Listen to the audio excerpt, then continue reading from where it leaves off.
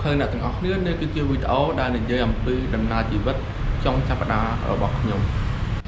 មនុស្សម្នាក់ៗបានចំណាយពេលវេលាទៅក្នុងការរកថវិកាចិញ្ចឹមជីវិតក៏ដូចជាការសិក្សារៀនសូត្រប្រចាំថ្ងៃដូចជាខ្ញុំជាដើមខ្ញុំបានចំណាយពេលវេលាយ៉ាងច្រើនជាមួយនឹងការរៀនសូត្ររបស់ខ្ញុំក៏ប៉ុន្តែខ្ញុំក៏បានចំណាយពេលវេលាជាមួយនឹងជីវិតផ្ទាល់ខ្លួនរបស់ខ្ញុំដែរនៅចុងសប្តាហ៍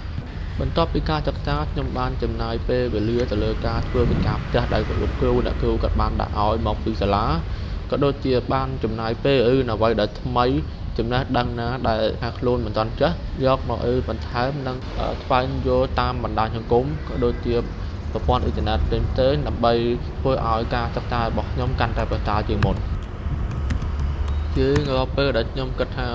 ខ្ញុំមានអារម្មណ៍តានតឹងខ្ញុំបានស្ដាប់បទភ្លេងផ្សេងៗដែលខ្ញុំគិតថាធ្វើឲ្យខ្លួនខ្ញុំអាចនឹងធូរច្បារជាងមុនមួយវិញទៀតខ្ញុំបានធ្វើដំណើរទៅទស្សនានៅប្រាសាទបុរាណនានាដែលមាននៅក្នុងទឹកដីប្រទេសកម្ពុជាដែលជាទឹកដីអថារយៈ